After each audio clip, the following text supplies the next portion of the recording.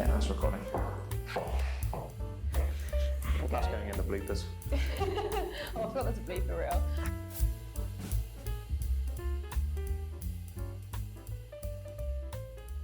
Hi everyone, I'm Ben. I am the Outreach Coordinator at Brasenose College.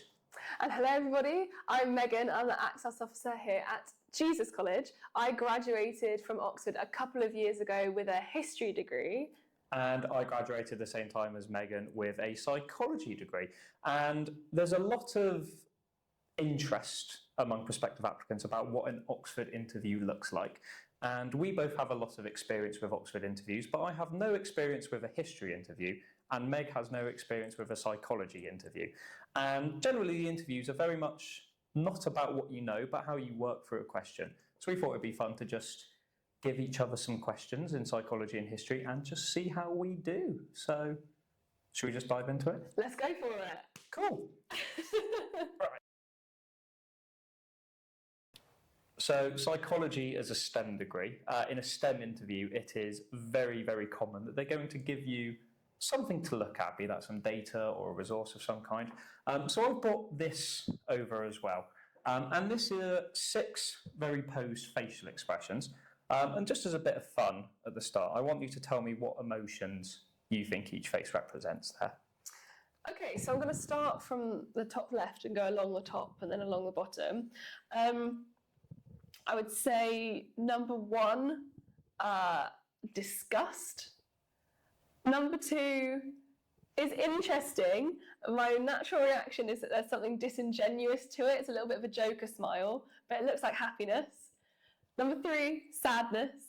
And then along the bottom, number 4, anger or frustration. 5, fear. And 6, surprise or shock. Perfect. So that is probably not something that's going to carry much weight in an interview. That's just a little thing to do at the start. But yeah, you got all those right, or what they're intended to be. Now, the reason I show you this, so there is a psychologist, very famous in the field of emotions from the 60s, called Ekman. Still very famous beyond the 60s as well, but a lot of his first work started in the 60s. And he had a very influential idea that there are 6 what we call basic emotions. So emotions from which all the other emotions are made, and it's what you said, so anger, happiness, sadness, fear, disgust, surprise. And he also thought that these emotions were universal, everyone felt them, and they were signified by these facial expressions. So every emotion, or every of the basic emotions, had a prototypical facial expression that goes with it, that anyone could be able to see and recognise that that person is feeling that emotion. So let's imagine you just had that idea and there'd been no research done on this whatsoever, and you want to test the idea that you can tell, that anyone in the world can tell what expression or what emotion someone's feeling by their facial expressions. How would you go about doing that?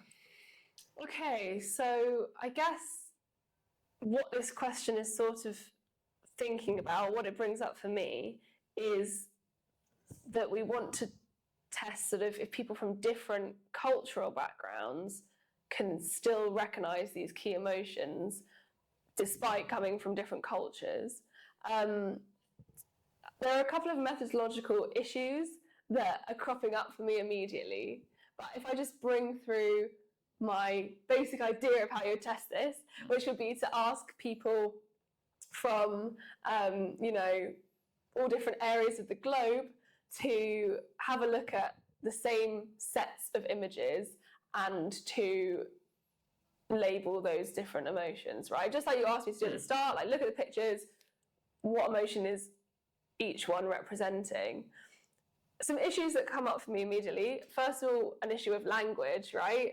Because we obviously have words for disgust, surprise, fear, happiness, but if those terms are not directly translatable to people from different cultures around the world, then they might struggle to label them. Either if they were working in English as a second language, they might label them differently, or we might not be able to sort of directly interpret those different linguistic elements.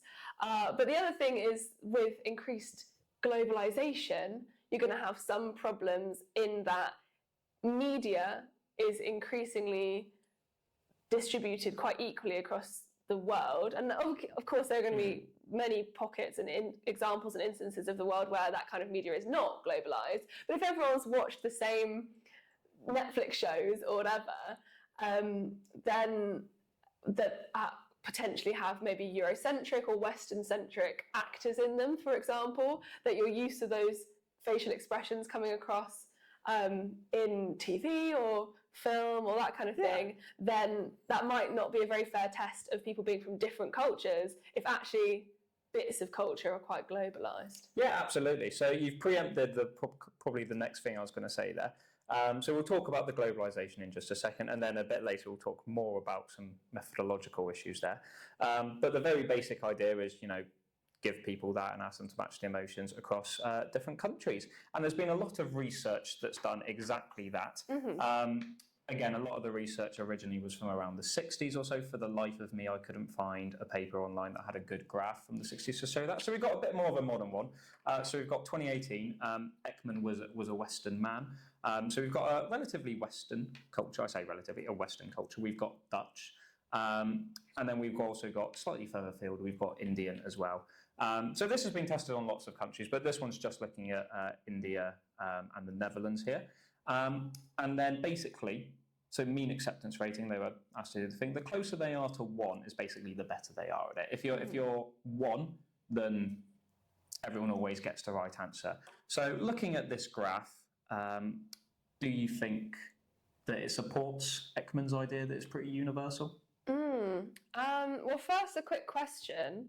We have the bars, but the black lines within the bars, what does that represent? So that's a statistical thing. That's basically how confident we are that the answer falls somewhere within that range. Okay. So you can kind of just ignore that. You can just look at the bar for now. Sure. Okay. So I would say overall this does support Ekman's theory relatively well, but the interesting thing is that it differs between these different emotions. So in that idea of the emotion of happiness, we've got almost identical rates of identifying the happy facial expression between the Indian participants and the Dutch participants. So that's interesting that then if you compare it to, for example, that emotion of anger, there's a bit more variation. But I would say that on average, I mean, there's nothing here that dips below sort of like 0.7 agreement. So that seems relatively high, allowing for some like just personal, between each participant, different people will have different levels of sort of being able to read faces accurately. So I think this is fairly strong evidence to support Ekman's idea. Yeah, I'd agree. And we're going to touch on the happiness thing in a little bit as well, but I think that's all good. But again, if I was an Ekman skeptic, you've kind of already said this earlier, why might I say, well, this doesn't really prove that it's a universal, innate thing? Because I guess we've only looked at 2 cultures here, right? Yes. And ones that aren't necessarily even that separate. We don't know about the individual participants. Exactly, the separate, probably, well, even in the 60s when a lot of this work was first done, definitely in 2018, globalization's a thing. There's probably been a lot of media. So it might not be a universal thing that everyone just has, but it's a universal thing that people have now learned, which isn't really what we was arguing. So if we wanted to try and do a similar thing that got around this issue of globalization, how might you go about doing that?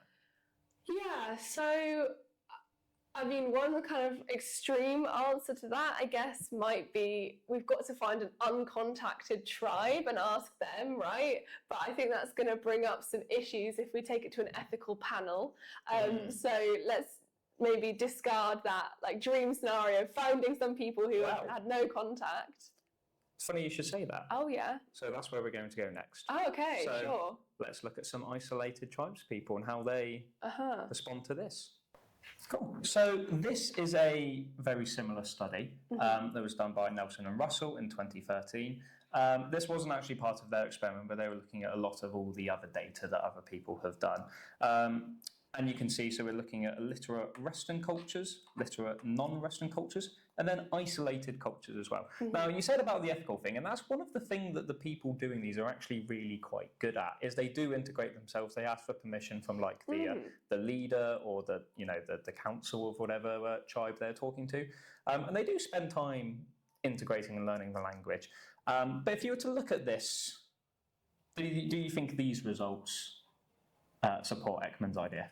Well, I guess this, interestingly, in a way, it aligns with some of the previous research we looked at, in that we've got variations emotion by emotion. So in both the study between the Netherlands and India and in this study, happiness is closer to that idea that Ekman had of like a universal emotion that everyone has, because even isolated people recognized happiness. But I think probably it doesn't support the idea of universality entirely, because there is so much discrepancy in those emotions like fear and anger. Yeah. Which is interesting. So again, we'll get to happiness in just a second. But if I was a huge Ekman supporter, and I said, no, actually, these do show that there's at least some degree of universality to it, why do you think I might be making that claim? Right. If we look at, I guess, the scores here, we've still got sort of, 30% of people recognising the same emotions. So that's interesting. But also just the fact... Sorry, and what's that significantly better than? I'm not sure I understand the question. If there was... No, I thought it's probably... I'm not an expert interviewer, it's probably not me doing it. If there was no universality towards it, and they had no idea what facial expression meant, what emotion, and you said, here are these emotions, match them to the faces, what sort of performance would you expect? I guess, like, you'd expect them to get, because there's only 6 options, so you've got a, 15-ish% chance. Yeah, so chance level would be about 15 or thereabouts, and all of the isolated results are above the chance. Yeah. So maybe I could make the claim there, but then again, an Ekman skeptic might say, no, that actually still doesn't prove it. And now I want to touch on the happiness thing you said. So why do you think happiness in particular among these facial expressions that you've looked at is so easy to identify compared to the others? You're baring your teeth.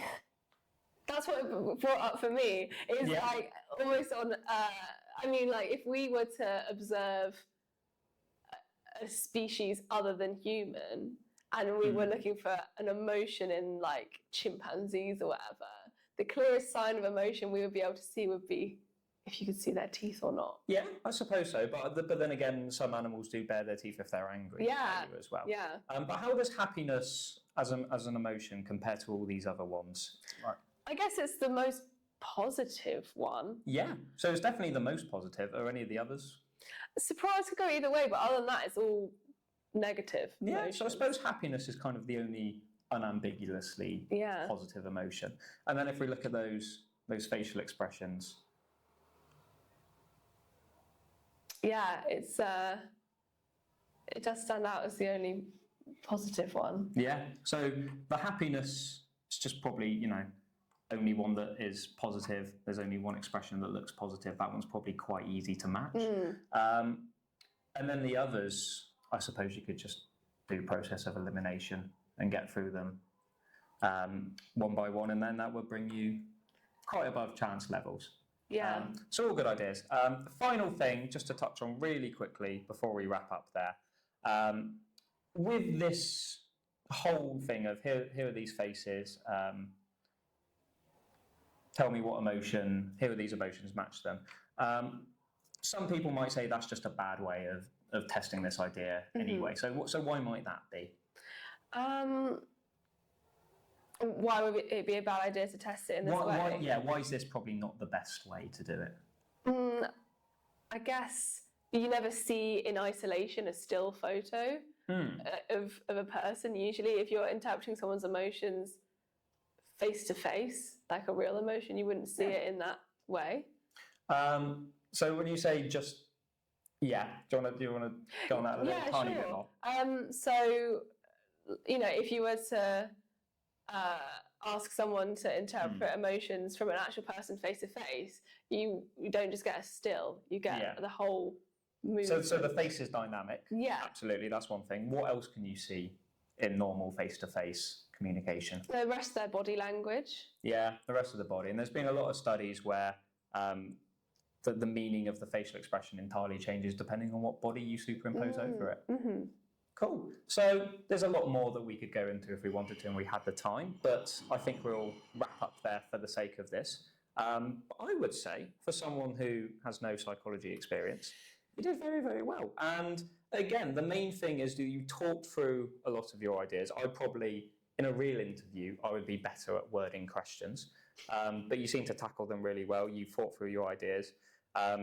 You weren't afraid to change your mind at times if you needed to be. And especially for psychology, because it's very scientific with Oxford, one of the main things that we're looking for is kind of that scientific mind and that analytical mind. And can you assess data and can you look at the strengths and weaknesses in an experiment? And I think you did that really, really well. So how did that feel on your end? Yeah, it was interesting. I think it brings up that idea that for a surprising number of subjects at Oxford, you might not necessarily need the A-level that is pertinent to that subject. Psychology is not required for psychology here at Oxford. You need to do at least one science or maths, but... Exactly. Yeah. So with my A-levels, I could have applied for psychology, having never studied it before. So it was interesting to be put back in that place of, I don't know the answers to any of this, but it's quite fun just to talk through your ideas, even if you don't know anything. Yeah. So it's reassured me actually that interviews, I always tell people interviews can be fun because it's an opportunity to just talk about something interesting, and it's true. If you came out and it felt fun, that's about as much as you can ask for, because you can never really tell how well an interview's gone. But I'd say that went pretty well. Thanks. Are you going to let me in? Maybe. We normally do more than one interview, but I'd say that would put you in strong running. Yes. Cool. Right. Okay, hello gang. It's the next day, which is why we have changed clothes. And I'm now going to be swapping around and giving Ben a history interview. Ben, when's the last time you studied history? I did it at GCSE. GCSE history. So again, we're going in a little bit blind, you could say, which is absolutely fine. All right, so let's go for it. Cool. Okay. Thank you for coming along today, Benedict. Oh, I'm happy to be here. It's lovely to meet you. We're going to be talking today about some historical sources. So I've got here for you to take a look at a piece of historical evidence. Take a look, and all I want you to do to start off with is just tell me what you're seeing. Okay, so I assume I'm allowed to read the bit at the bottom as well. And it says Black Death, so I'm assuming this is Black Death related. Mm-hmm. A lot of arrows going around. It's split up into different years, so like the map is color coded, and the colors are labeled as different years. So I assume that's going to be something. And some of the arrows say approaching from Asia. So I'm assuming this is a map of the spread of the Black Death. Yeah, nice. I'm gonna guess that the colours are the years it hit the certain places. So, like Vienna is yellow, and that says 1349. So I assume the Black Death wasn't really a thing in Vienna before then. Yeah, absolutely, exactly. So if we look at the other side, where we're looking at, we've got the map fully unlabelled now. We can see that exactly as you've surmised, this is a map of the spread of the Black Death in Europe. And this comes from the Encyclopaedia Britannica. So what do you notice? What stands out to you about the way that this has spread? So, a lot of the bits that are getting hit first, it looks like, are coastal or like port cities, as far as I'm aware. And then like the more landlocked, the more Basically, the further from the sea it looks, the longer it takes to get there. So I'm assuming it's spread mostly via trade or sea trade. Yeah. So I think that's a reasonable assumption, right? Is that we can see these arrows are maritime routes that were commonly used in this period. We're looking at the 14th century here. And exactly as you say, these sort of earliest affected areas in orange that we can see are port cities, right? So what is it about port cities that might have made it particularly susceptible to Black Death, could you imagine? So you're going to have a lot of traffic going through it if you're doing a lot of trading. You're going to have a load of people coming in and out from all over the place, all the different countries. So I suppose that makes it quite easy to spread in terms of just, it's probably easier for the disease to actually get introduced to the area. And then I imagine, I don't know, maybe a port city's unhealthier than That's a good question. than inner land cities. Do they just have like less, maybe just dirtier? I don't know. No, that's a very good question. So we've got this sort of theory that in these port cities, the Black Death is more prolific for maybe a couple of reasons, right? First of all, that we've actually got it just coming in, there's a spread of people. But you've also come up with this idea that maybe the environment in those cities is less healthy. How might we examine that theory further? So if we've got this idea, this hypothesis that port cities are less well set up in terms of their environmental health, how might you investigate that through the historical record? Through historical records, well, I want to do an experiment, but that's quite hard to do for history, isn't it? I suppose you could look at, would there be good data on like death toll or whatever, like death per 100 people or whatever from illnesses, so you could just see how many people are dying of illnesses rather than other natural causes? Yeah, exactly. Depending on the state of the historical record in these various cities, we've got a variation here: Marseille, we've got Dubrovnik, Genoa, Naples. Depending on the record, there might be strong death records about numbers of people dying. Is there any more evidence that we could examine that might be, as you say, you were talking about running an experiment here, right? What other evidence comes to mind that you could take a look at? Well, I suppose if there's just any first-hand accounts of, I don't know, a traveller going from city to city, if they had a diary or whatever, and they just said, this place is horrible, and this city's really quite nice. Yeah, absolutely. I mean, we certainly had records in various cities on this map of, contemporary accounts. How about physical evidence? Is there anything we would be able to see in the landscape that we'd be able to actually physically see? In the landscape? I don't know. I suppose the second you said physical, I was thinking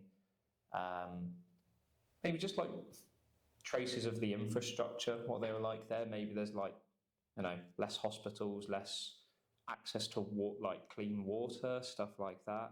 In terms of the landscape, I don't really know. Do you mean like the physical landscape? Well, partially. I think that answer is absolutely correct, right? We're going to be able to see some sort of city infrastructures from this. I mean, an obvious example on this map might be Venice, where we can see today the sort of canal systems that would have existed, and we can make some estimates about the state of the city in the 14th century that we're looking at here. Yeah. Another piece of evidence we could consider would be archaeology, right? If we've got things like mass burials, mass graves, there's a huge amount of research into things like the Paris catacombs that we could look at, where we've got Black Death victims. Yeah. So something else to consider on here, we've looked at those initial outbreaks, those areas in orange, but on the other side of things, we've got some areas that the Black Death didn't reach until quite a few years later. So if we look here in, this of course has modern references on it in terms of our geography, but if we look in sort of the Kiev region off into Russia, it took sort of 4 or 5 years for the plague to reach. And then here, where we're looking at sort of this Eastern Europe, Poland area, it was never hugely affected by the plague. What do you think that could indicate? Why might that be that it took more time to reach, or that it, in fact, was never hugely affected by the plague? What reasons could we have for that? So, going back to travel, because that was just my first instinct for all of this, could just argue that maybe there's less travel to those places. So I have no idea with the dates, but I did notice that there's quite a strong border on Scotland of that's hit later. And I don't know, was Hadrian's Wall still a thing? That's an interesting point. At that point, maybe. But I suppose, yeah, you could say travel, maybe that bit was more sparsely populated. There was less people going there. Population. I suppose if it's a relatively sparsely populated area, even if someone gets infected, it's not going to spread all that much. So yeah, maybe absolutely. the population, maybe the travel.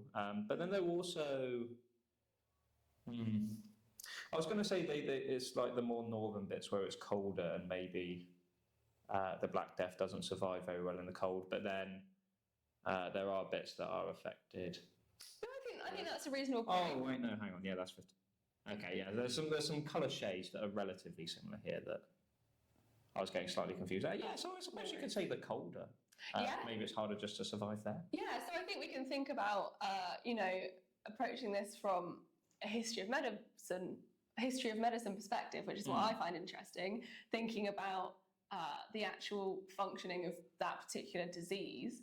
What about some more cultural elements? Is there anything that comes to mind that we could talk about? For example, religion, right? Do you know anything about which religious groups might have been more prominent in different areas? Not really. Beyond the Mediterranean would have been very Catholic, wouldn't it? Well, in this period, we're looking at sort of pre the Reformation, so everyone's going to be everyone who's Christian is going to be pretty Catholic, absolutely. So very Christian. I can't really think how that would spread to. I don't know. Well, maybe churches. Yeah, right. So we've got some gathering spots, which might make a difference. Maybe some religions up here they don't really gather as much. I don't know. That's an interesting thought. I was thinking more about cultural practices. So if I were to, for example, tell you that in this period, in Jewish populations, things like hand washing were much more prevalent just as a cultural practice, what would that bring to mind for you? Well, yeah, I suppose some cultures might have more hygienic practices. I mean, that sounds a bit harsh to say, but maybe practices that would, impact the spread of disease like that. If you are just culturally washing your hands more, than there's a high chance you're going to protect yourself from the disease. So we can think about sort of quite a lot of different impacts on how this would spread that tell us quite a lot about the demography of the time, right? I mean, if we're thinking, as you said, about things like how sparse or how dense the population is, as I've sort of mentioned, those cultural practices and how that might change it, there are quite a lot of different influences that we can consider about why this particular area, going further north, might have fewer outbreaks of the Black Death, or a later outbreak of the Black Death. Yeah, interesting stuff. Nice. We talked, or you mentioned earlier, that idea of doing an experiment, right? Your instinct when looking at this is that you would be interested in how you could scientifically test various hypotheses. Do you think that we could describe history as a science?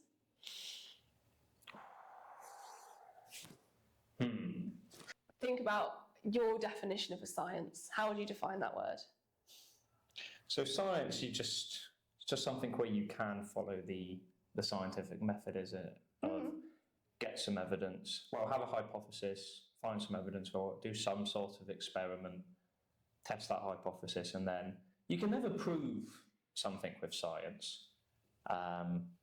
That's kind of one of the main. It's really hard to prove something. You can reject ideas. It's very, very hard to say, yes, this one's definitely right. Right. I suppose in that case, history is quite similar. I think you can't really confidently say this is definitely what happened in history. But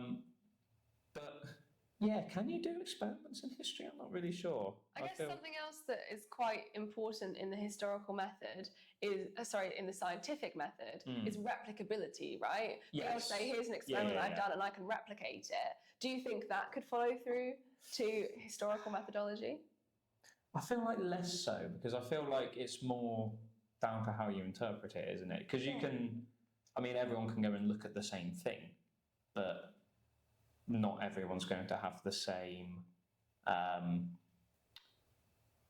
interpret or the same results that they get out of that. Because what are the results? Like theoretically, you know, if something is scientifically valid, you do it 100 times and everyone gets the same results. But what are your results if you go and read a historical document? It's just kind of what you think it is, isn't it? So I suppose in that case, it's not replicable. I imagine there's probably some things that are. But I think it's just maybe a bit too subjective to call it a science. Okay, nice. Yeah. All right, well, very interesting. Thank you so much for your time. I have no further questions. Wonderful. And I have no questions there other than, so you can ask questions in a real interview. What you're normally advised not to ask is, how did I do? You can ask them to say, like, oh, what do you actually think about this? But that doesn't really matter. But for the sake of this, I'll ask you, how did I do? Because I think maybe my historical methods of research I felt a bit shaky on, but no, what do you think? That's quite all right. Okay, well, yeah, let's break down your performance. How did it go? If we try and run this on the criteria that I'm sort of testing for, looking for during an interview scenario, one of the things that we're really looking for is just motivation to learn, right? Interest in the subject. And the best way that you can express that through an interview is just taking an interest in what we're talking about, right? And offering your own ideas, your own thoughts. When someone is quite reluctant to offer their own interests, their own thoughts, that doesn't indicate to me that they're particularly interested in this subject, right? And there's sort of an element of nerves that's likely to come into an interview. This is where this is not the perfect replication of an interview because we're friends. Yes. So hopefully you're not too nervous talking and to me also about there's history. a lot less riding on this. Very true, Yes. yeah, absolutely. So that maybe is not the perfect replication of an interview, but the interviewers are aware that people are likely to be nervous. And so it's okay if you're a little bit hesitant at first. But what you did really nicely was actually offer your own ideas, your own thoughts. You were interested in the source in front of us and just digging into it a little bit more. You weren't giving me yes or no answers and sort of backing off. Yeah. Or the other thing that's quite common in an interview is that people will say, I don't know. And I don't know is fine, because a lot of the time you don't know. It's meant to be challenging, but you successfully push through that moment of I don't know to say it's okay that I don't know, here's an idea, here's a suggestion. So I think that was a really great part of your performance on this interview. We then followed quite a common pattern with these sorts of things, which is coming up with a hypothesis, and then I asked you to test that hypothesis, right? I would say that's a pretty common structure for one of these interviews, because that's exactly what you do, you know, as a researcher in almost any topic, any subject, is that you're going to come up with an idea and then how can we test that to see if that's accurate? And again, you were really willing to follow along with that, to get engaged with the problem. I think the another sort of area that was interesting is that, as again might commonly happen in an interview or indeed in a tutorial, because of course this is all essentially a practice tutorial, is that there are a couple of places where I might have corrected you or sort of offered something new. For example, when I said, let's think about archaeology and actually digging up a body or whatever, and that wasn't something you'd thought of, but that didn't throw you too much. Sometimes in an interview, when someone thinks that they've been wrong or they've missed something, they'll panic. And it's, again, absolutely normal that you might miss something or not see the whole picture, because this is a new, challenging piece of information you're being given. So the fact that you didn't panic and think, you know, and freeze and the interviewers are very much there to help you. And exactly. That is why it is really important that you do just say things, even if you don't know. You say, I don't know, and then just start guessing at stuff on there, because if it's vaguely sensible, they can help you, and if it's completely the wrong track, they can help you get onto a right track as well. 100%, So. absolutely. I think similarly with that, it's quite common that the interviewer would scaffold a question, right? So when I asked you that question of, is history a science? And then you were sort of, I'm not sure, I don't know. And I was like, okay, well, let's start with, how would you define a science? And then we'll work from there. That kind of scaffolding a question of giving you steps if you need them is something that's very commonly going to happen in an interview. And that's not a sign that it's not a sign you've missed something. That is just how learning works, is that if you're slightly confused about something, they're going to help you with it. They're going to give you that step up because the interviewer wants to get the best out of you. So you reacted very well to that. Congratulations. Well, thank you very much. Awesome. Okay, anything else to mention about your performance? I'm trying to think. No, I think that probably wraps it up. So that's pretty typical of one type of history interview, isn't it? But then they might also ask about some stuff you've done already, so personal statement or written work. Yeah, absolutely. So with history, they will have quite a few pieces of information about you before the interview, right? So yes, your personal statement being one of them, but also the written work you submitted. The written work is often an indication of, first of all, just obviously your writing style, the way you communicate, but it's quite a good jumping off point for an interview, because in a day-to-day tutorial at Oxford, you're going to submit an essay, and then in that tutorial, you're going to discuss the essay, right? Yeah. And so if we've already got this essay that you've written, your written work, then to replicate a tutorial accurately, it's quite common that we're going to bring it up and talk about some of your own interests. I think another thing with this is that history is very broad, of course. I would say everything that's ever happened is history. So everything is history. And so if we have an idea of your interests through the personal statement, that allows us to zoom in a little bit more about what you might actually be interested in. So yes, it's quite common that we might bring up the personal statement, bring up the written work, just as a starting point for the interview. And in my experience of my interviews, I had two. One of them was all about my personal statement. One of them was all about my written work. Yeah. How about for psychology? Is it likely that those sorts of things are going to come up in a psychology interview? So I think generally you can split it between the humanities and the sciences, because from what I understand, it's much more common in the humanities that they will talk about the personal statement or talk about some written work. It occasionally comes up in a STEM interview. I'd say it's a lot rarer. So I had 3 interviews for psychology. I had one question about my personal statement right at the start of just one of those. And I think for STEM, it's much more common that they'll use the personal statement just to get you talking and just to get you comfortable with them. It's probably not going to be the make or break. Unless they ask you a question, it becomes very evident that you've not read the thing that you've said you've read on your personal statement or not done that. That's quite a quick way to tank an interview. But you know, as long as it's evident that you at least have some understanding of what you've talked about, I think they just want to get you talking with a STEM personal statement. So it's a lot more about the actual questions that they're going to ask you, or the thing that they're going to ask you to look at in a STEM interview. I think similarly, if I had started this interview by saying, why do you want to study history? I would of course have listened to your answer, but it's more of a question to ease you into it, to shake off some of those nerves, get you used to the fact that you're talking to a new person that's potentially a little intimidating on the fact that you love the subject that they're studying. Yes. I remember being a little bit awestruck, a real historian, you know? So just to ease you into it, they're likely to start off with some of those more general questions, I would say. So hopefully that's given you some sense of what a STEM and a humanities interview at Oxford might look like. Hopefully that's been helpful to just give you a sense of what to expect, really.